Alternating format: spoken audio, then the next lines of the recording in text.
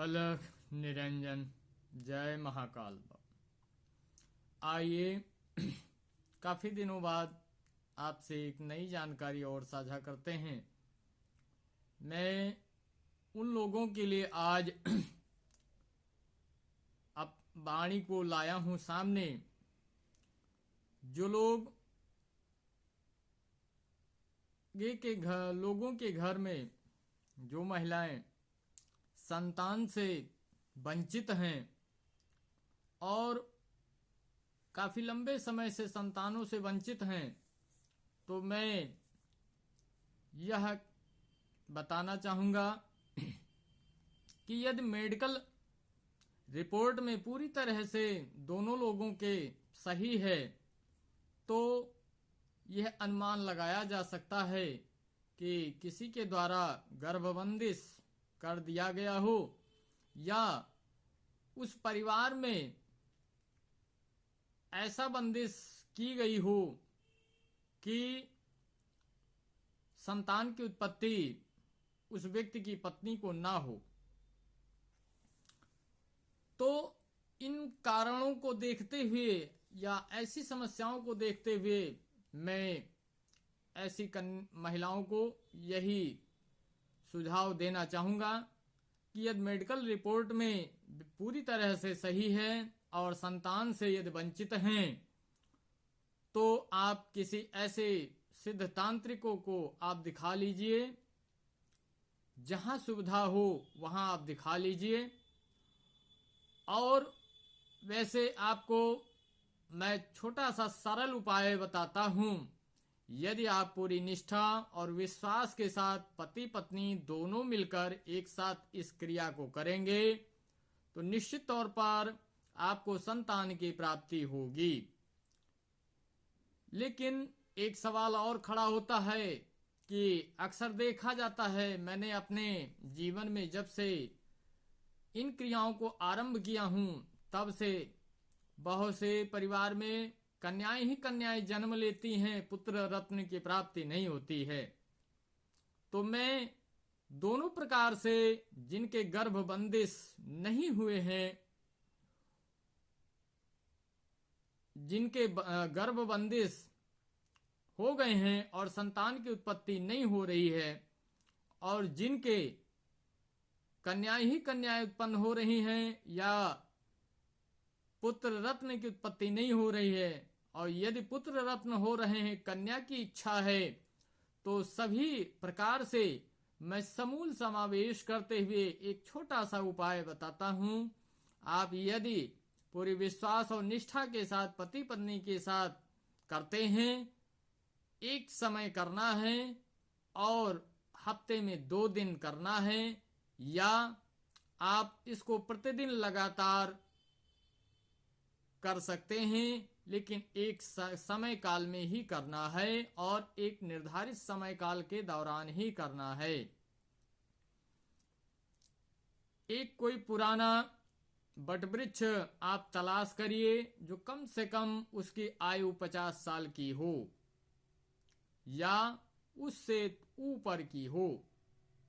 बरगद वृक्ष या वटवृक्ष दोनों एक ही हैं, तो कम से कम 50 साल पुराना या 100 साल पुराना एक बरगद वृक्ष आप तलाश करिए और उस बरगद वृक्ष के चारों ओर जो मुख्य द्वार होता है सामने से बरगद के आने जाने का, उसको छोड़ करके आप 13 दीपक की ज्योति घी का, शुद्ध घी का आप जलाइए और 13 दीपक जो रहेगा उसमें 8 दीपक अष्टलक्ष्मी के नाम से चारों ओर रहेगा। मध्य में जो बरगद वृक्ष की जड़ के पास रहेगा उसमें जो बीच में रहेगा वह आपके गुरु के नाम का रहेगा और दाहिने यह अप्रत्यक्ष संपूर्ण विश्व जलाली अदालत एवं जलाली सच्चे दरबार के नाम से बाएं हाथ पे रहेगा और दाहिने हाथ पे उसके स्कंद माता के नाम से आपकी दीपक रहेगी और चारों तरफ आपकी अष्टलक्ष्मी स्वरूप के नाम की दीपक रहेगी।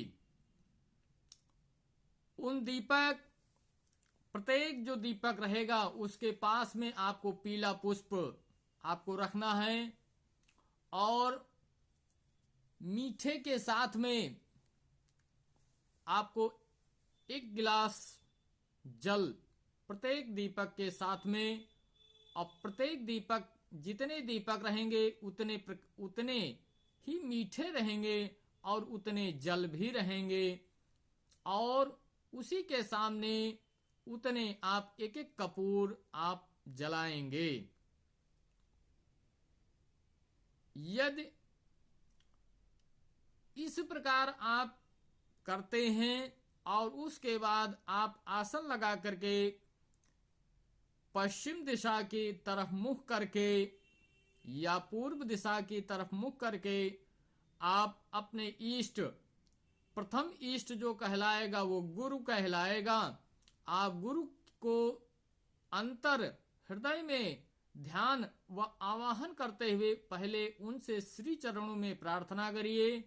उसके बाद आप अष्ट लक्ष्मी स्वरूप जो चारों तरफ उनके नाम के दीपक है, प्रत्येक स्वरूप को स्मरण करते हुए अंत में मध्य में जाइए, जड़ के पास जो दीपक आप रखेंगे स्कंद माता के नाम से और विश्वकर्मा अप्रत्यक्ष संपूर्ण विश्व जलाली अदालत दरबार के नाम से, और बीच में जो आपके नाम गुरु के नाम का रहेगा आप गुरु को ध्यान करिए, प्रार्थना करिए। पूरे हृदय मन से दोनों लोग मिलकर के एक साथ आसन पे बैठ के करेंगे। कोई पाठ नहीं करना है, कोई जप नहीं करना है, बस आपको 15 मिनट बैठ के सभी से प्रार्थना करनी है। ध्यान करने का जो तरीका है वह आप प्रथम लक्ष्मी के संग में जो दीपक जलेगा चारों तरफ से, और जड़ के पास जो रहेगा वह स्कंद माता के नाम से, सच्चे दरबार के नाम से और गुरु के नाम से रहेगा। मुख्य जो सम्मुख आपके ठीक सामने जैसे मुख्य द्वार होता है उसके सामने आपको 2 दीपक और जलानी है। वह दीपक एक श्री गणेश जी के नाम से रहेगा और एक श्री नारायण जी के नाम से रहेगा।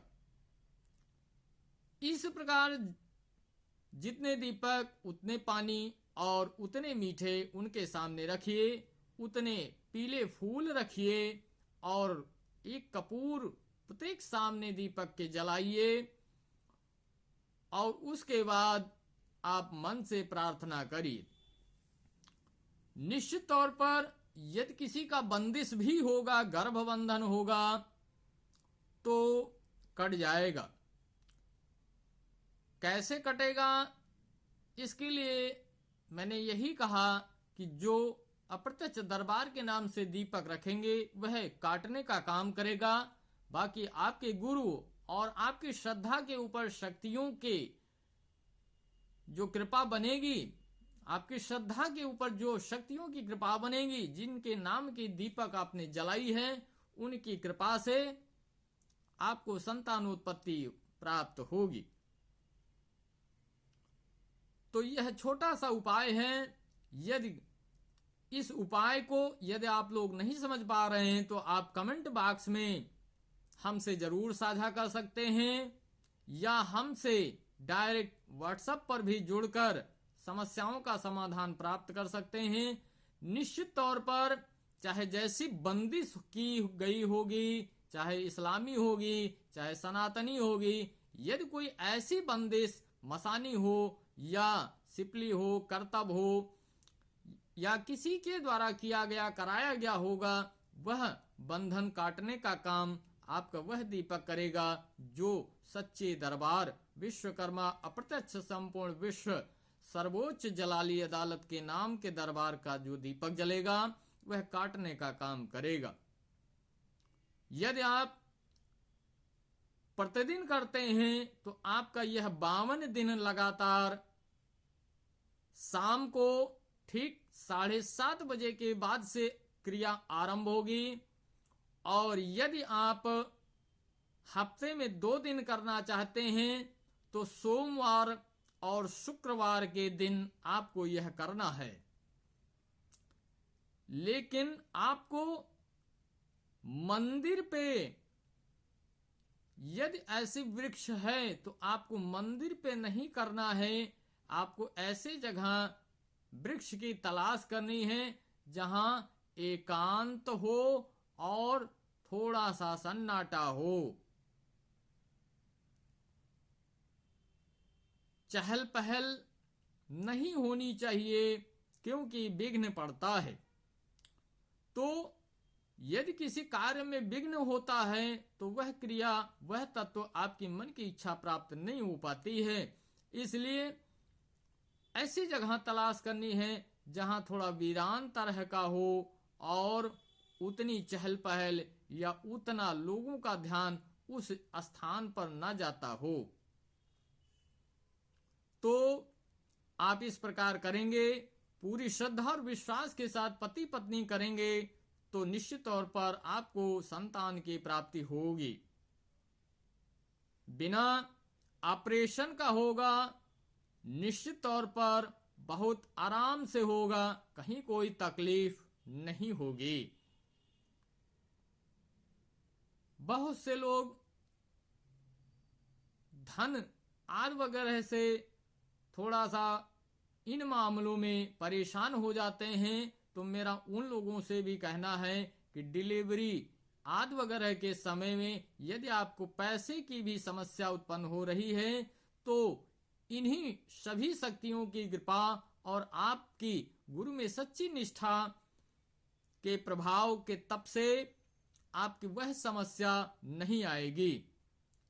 यदि कोई ऐसा डॉक्टर या विभाग, अस्पताल अगर आपसे कोई ऐसी जबरदस्ती या कोई ऐसा मजबूर करता है कि पहले पैसा जमा करिए, तो ऐसे डॉक्टर या ऐसे अस्पताल भविष्य में वह विलुप्त तो होगा ही होगा, और वह डॉक्टर या कंपाउंडर या जो को भी होगा वह दरबार के प्रभाव से अकाल मृत्यु को प्राप्त हो जाएगा।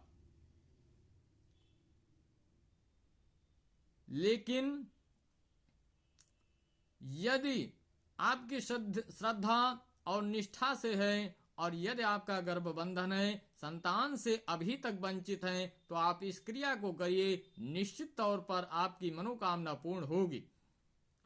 यदि हमारी वीडियो अच्छी लगे तो आप लाइक करिए, लोगों को अधिक से अधिक शेयर करिए और सब्सक्राइब करिए, फेसबुक पर फॉलो करिए।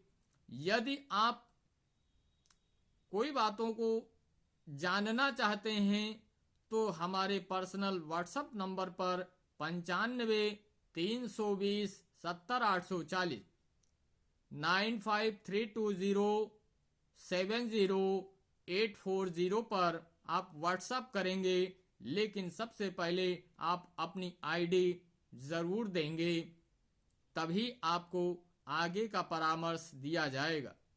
कोई परामर्श शुल्क नहीं है और दरबार में उपस्थिति होकर भी कोई शुल्क नहीं है, निःशुल्क सेवा है। इसलिए निःशुल्क सेवा का लाभ उठाएं